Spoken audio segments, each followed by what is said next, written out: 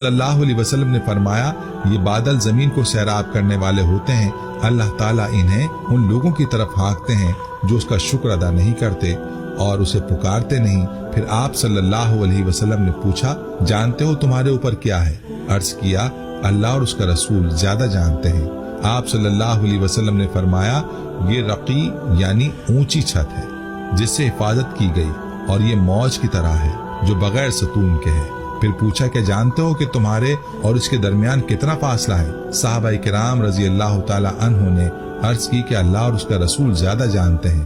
آپ صلی اللہ علیہ وسلم نے فرمایا، تمہارے اس کے درمیان 500 برس کی مسافت ہے۔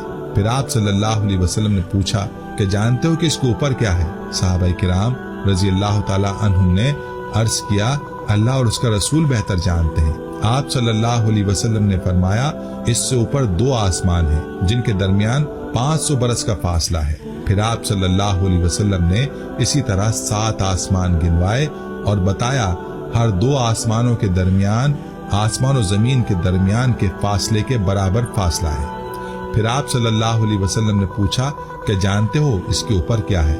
صحابہ کرام رضی اللہ تعالی عنہ نے عرض کیا، اللہ اور اس کے رسول بہتر جانتے ہیں۔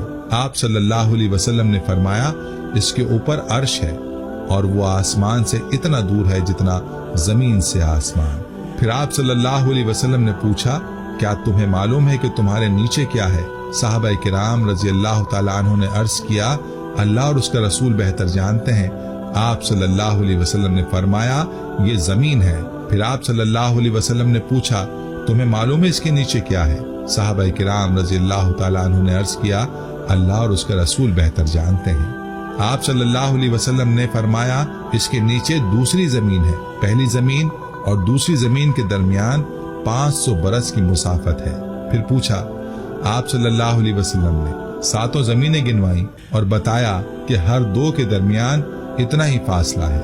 پھر آپ صلی اللہ علیہ وسلم نے فرمایا، اس ذات کی قسم جس کے قبضہ قدرت میں محمد صلی اللہ علیہ وسلم کی جان ہے، اگر تم لوگ نیچے زمین کی طرف رسی پھینکو گے تو وہ اللہ تک پہنچے گی۔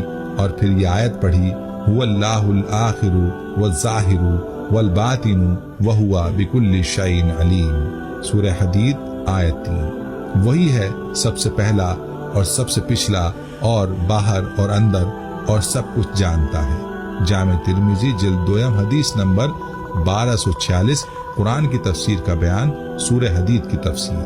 امام بن جریر آیت وَمِنَّ الْأَرْضِ مِثْلَهُنَّ، سورہ طلاق آیت 12 کی تفسیر میں حضرت قتادہ کا قول لائے ہیں کہ آسمان و زمین کے درمیان 4 فرشتوں کی ملاقات ہوئی۔